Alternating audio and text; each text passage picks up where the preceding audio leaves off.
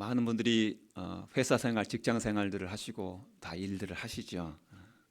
직장인들에게 회사 생활에서 가장 힘든 것이 무엇입니까? 라고 물으면 연봉이나 업무 강도가 1위를 할 것 같지만 구직 사이트에서 발표한 최근의 데이터를 보면 다른 결과를 말하고 있습니다. 2024년 사람인의 발표에 의하면 직장인을 대상으로 이직을 고민하게 만드는 가장 큰 요인을 조사한 결과 직장 내 인간관계 및 조직 문화가 약 48%로 1위를 차지했습니다. 낮은 연봉이나 과도한 업무량보다 사람 때문에 힘들어서 못해 먹겠다는 응답이 더 높게 나타났습니다. 또한 2024년 잡코리아 직장인 10명 중 9명 91.1%가 직장의 이른바 빌런, 괴롭히는 동료를 말하죠. 빌런이 있다고 답했습니다. 특히 자신의 잘못을 남에게 떠넘기는 상사나 사사건건 간섭하고 감시하는 동료 등이 직장인들의 에너지를 고갈시키고 있는 것으로 나타났습니다. 작년 또 인크루트 조사를 통해서 직장인들이 겪는 번아웃 중요한 원인으로 인간관계에서 오는 스트레스가 매년 상위권에 오른다라고 말합니다. 업무 자체보다 사람과의 갈등에서 오는 감정 소모가 회복하기가 훨씬 어렵다는 것을 강조하고 있는 것이죠. 업무는 모르면 배우면 되고 몸이 힘들면 쉬면 되지만 사람 사이에 쌓인 감정의 벽과 관계 괴로움은 잠을 자도 해결되지 않는 영혼의 갈증이 된다라는 증거입니다. 이 통계를 보면서 이 통계의 48% 속에 잡코리아의 통계에 해당되는 91% 속에 우리 성도님들이 계시겠구나라는 생각을 저는 해보게 됐습니다. 오늘 창세기 본문 32장에 등장하는 야곱 또한 그런 상황에 놓여 있습니다. 그는 지금 인생의 막다른 골목에서 세상에 가장 넘기 힘든 두 가지 바로 사람의 장벽을 마주하고 있습니다. 오늘 제가 볼 말씀이 31장, 32장, 33장까지의 말씀을 요약해서 말씀을 전할 텐데요. 오늘 우리가 읽었던 32장의 본문의 말씀을 보면 세 사람의 이름이 등장합니다. 야곱, 라반, 에서. 이 사람의 이 문제가 지금 복잡하게 꼬여 있어요. 그러니까 야곱이 중간에서 라반과 에서의 문제를 잘 해결하지 못해서 지금 가장 큰 어려운 장벽에 처해 있는 것이지요. 라반 20년 동안 자신을 속이고 이용하며 끊임없이 야곱의 에너지를 뺏어갔던 라반이라는 장벽이 하나의 장벽이고요. 또 하나는 과거에 자신의 잘못, 아버지를 속여가지고 그 장자의 축복을 다 받고 했던 그런 잘못으로 말미암아 원수가 되어져서 이제 400명의 사람들, 군사들을 거느리고 달려오고 있는 에서가 해결되지 않은 관계의 장벽입니다. 이 장벽 앞에 야곱은 도망칠 곳이 없었습니다. 그 상황에서 야곱이 간절히 구했던 것, 간절히 기도했던 것, 그가 간절히 필요했던 것은 무엇일 거라고 생각하십니까? 이 야곱의 말 속에, 야곱의 기도 속에 그 해답이 있는데요. 5절과 9절과 10절과 그리고 12절에서 야곱이 간절히 구하고 원했던 그것을 무엇인지를 찾아볼 수가 있습니다. 5절 말씀, 내게 소와 나귀와 양떼와 노비가 있으므로 사람을 보내어 내 주께 알리고 내 주께 은혜 받기를 원하나이다. 9절 하반절에 내 족속에게로 돌아가라 내가 내게 은혜를 베풀리라 하셨나이다. 10절에 나는 주께서 주의 종에게 베푸신 모든 은총과 모든 진실하심을. 마지막 12절에 주께서 말씀하시기를 내가 반드시 내게 은혜를 베풀어 라고 되어 있어요. 야곱이 말하고 기도하면서 간구하고 있는 게 뭐예요? 야곱이 계속해서 필요하고 있는, 이 상에 가장 필요한 게 뭐예요? 바로 은혜라는 거예요. 하나님, 제게 은혜를 베풀어 주십시오. 제가 에서 형 앞에서 은혜 입기를 원합니다. 하나님이 이제껏 제게 은혜를 주셨다라고 제가 알고 있고 은혜를 주시겠다고 말씀하셨고 지금 그 은혜를 하나님이 계속해서 베푸신 것처럼 지금 이 상황에서 하나님 그 은혜를 기억하시고 제게 은혜를 베풀어 주십시오라고 은혜를 간구하고 있는 거예요. 은혜가 지금 필요하다라고 말하고 있는 겁니다. 여러분 우리도 마찬가지 아닙니까? 피하고 싶지만 매일매일 얼굴을 마주해야 하는 라반이 있고요. 과거의 상처가 부메랑이 되어 돌아오는 에서가 우리 삶에 존재합니다. 우리 또한 야곱처럼 은혜를 구하고 은혜가 절실히 필요한 존재들입니다. 오늘 하나님께서는 이 두 가지 상황의 문제를 각각 어떻게 다루시는지 그리고 우리에게 어떠한 두 모습의 은혜를 베푸시는지를 함께 나누며 우리가 마주할 또 마주하고 있는 관계의 장벽, 문제와 환경들을 위해 하나님의 일하심을 발견하는 시간이 되어지기를 소망합니다.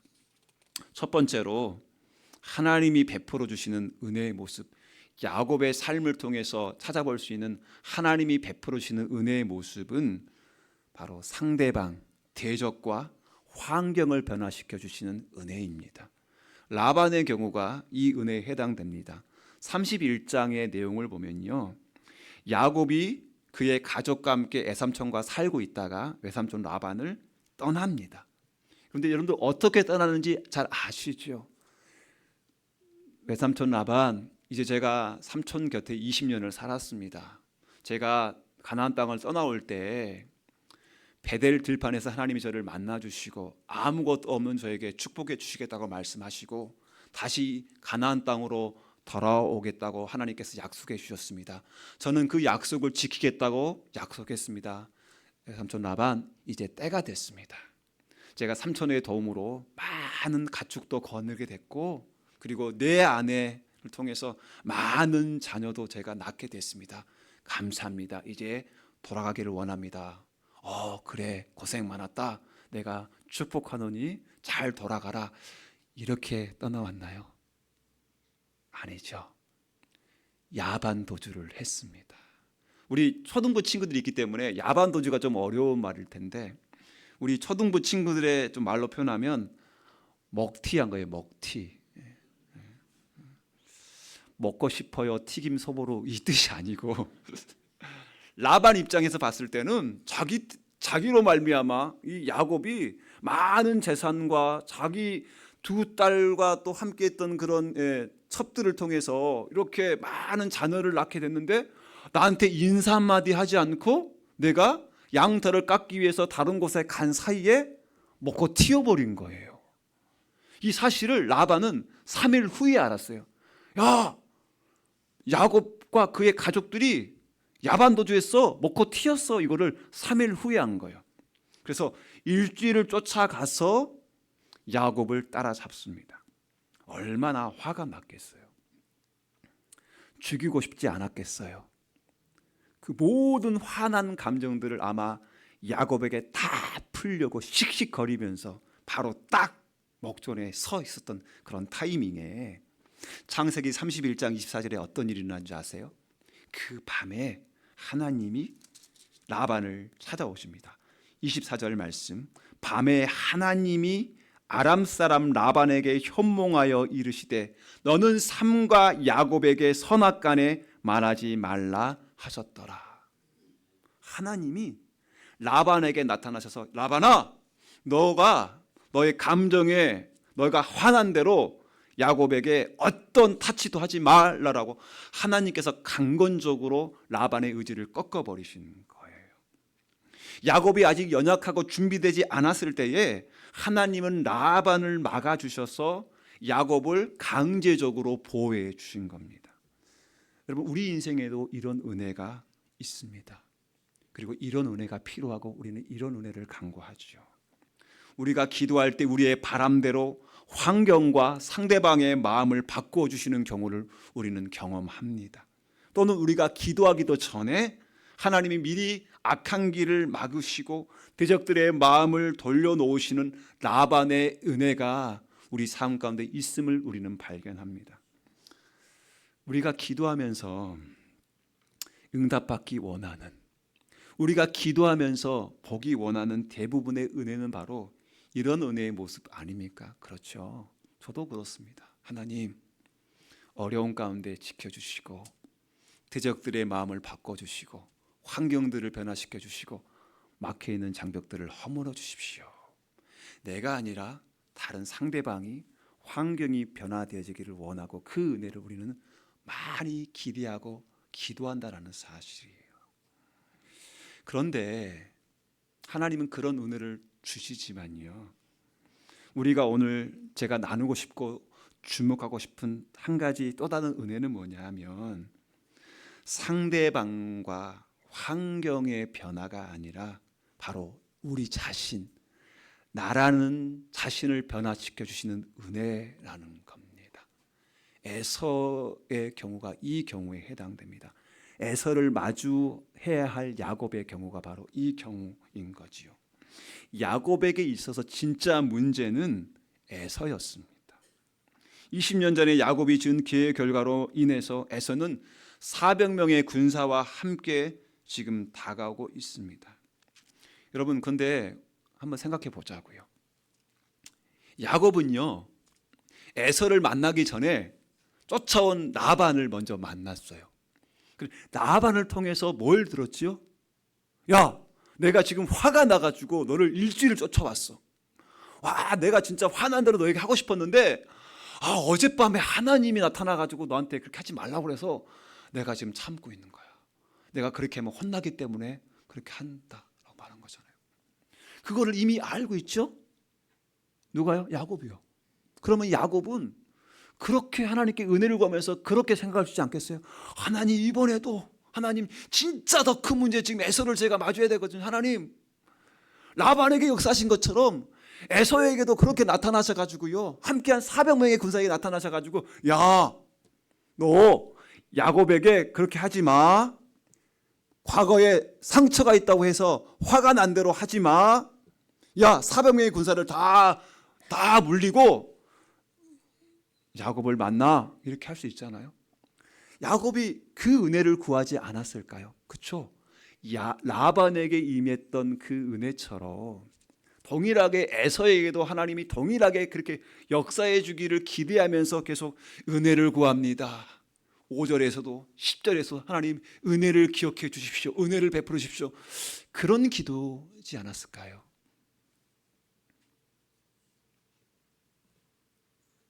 그런데요, 하나님은 라반의 경우와는 달리 에서에게는 나타나지 않습니다. 에서에게는 말하지 않아요. 성경 어디를 보아도 하나님이 야곱을 만나기 전에 에서에게 나타나지고 에서야 이렇게 해라 라고 말했던 그 말씀은 어디에도 없어요. 대신 야복강의 가족들을 먼저 떠나보내고 홀로 남아있는 야곱에게 찾아와서 씨름을 것입니다. 정확하게 말하면 천사가 찾아온 거죠. 근데 성경에서는 하나님이 함께 있다라고, 하나님이 찾아왔다라고 동일하게 말씀을 합니다. 하나님께서 꺾으신 것은 에서와 그의 군대가 아니라 야복 나루터에서 두려움 속에 은혜를 구하고 있었던 야곱의 허벅지 관절, 환도뼈였습니다. 하나님이 꺾으시고 변화시키신 것은 바로 야곱이었습니다. 평생 자신의 깨와 힘으로 살아가려 했던 야곱 자아를 무너뜨리신 것입니다. 하나님은 에서를 바꾸기 전에 야곱을 먼저 변화시켜 주셨습니다. 이것이 은혜를 구했던 야곱에게 하나님이 베푸셨던 또 다른 은혜의 모습입니다. 그래서 야복강에 찾아오셔서 씨름하고 나중에는 야곱의 허벅지 관절 환도뼈를 치신 다음에 아침에 이게 떠나갈 때 하나님이 뭐라고 말씀하시죠? 이름을 야곱에서 이스라엘로 바꿔주시잖아요. 그러면서 뭐라고 말합니까?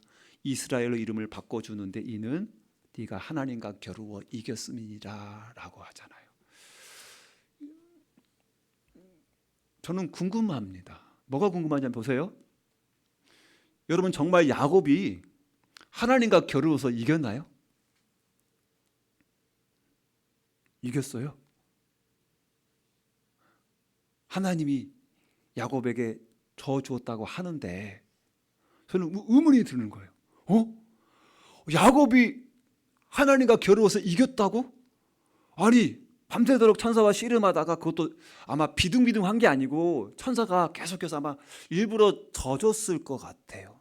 그렇잖아요. 그리고 막판에는 어떻게 했어요?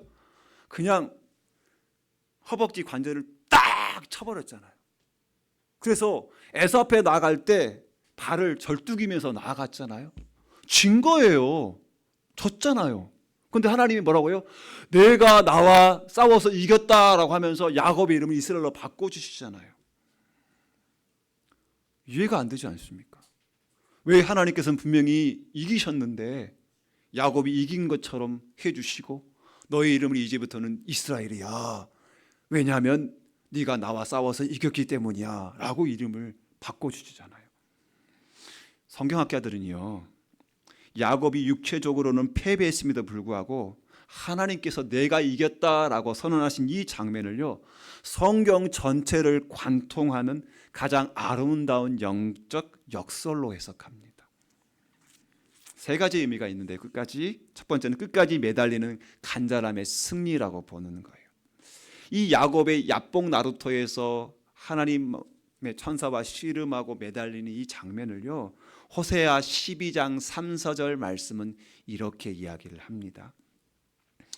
호세아 12장 3절, 야곱은 모태에서 그의 형의 발 뒤꿈치를 잡았고 또 힘으로는 하나님과 겨루되 4절, 천사와 겨루어 이기고 울며 그에게 간구하였으며 성경은 야곱의 승리의 비결을 울며 간구함이라고 해석을 합니다.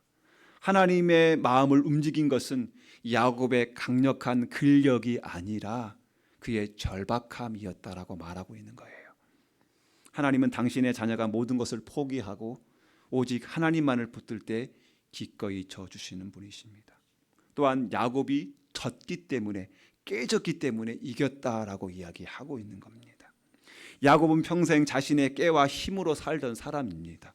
힘의 근원으로 대표되는 허벅지 관절이 부러졌다는 것은 야곱의 방식이 완전히 패배했음을 의미합니다. 내 힘이 꺾이고 하나님의 통치 앞에 항복하는 순간 인간은 비로소 하나님의 사람인 이스라엘로 승리하게 됩니다.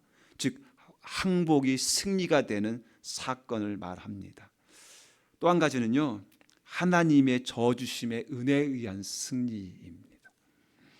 많은 신학자들은 이 사건을 부모와 아이의 씨름에 비유합니다.